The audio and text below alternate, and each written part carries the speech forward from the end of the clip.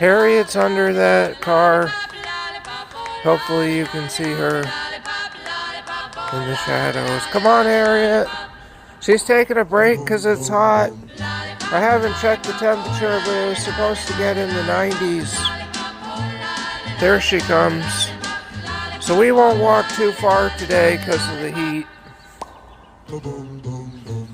We probably should have waited until night to walk. But we'll just keep it short.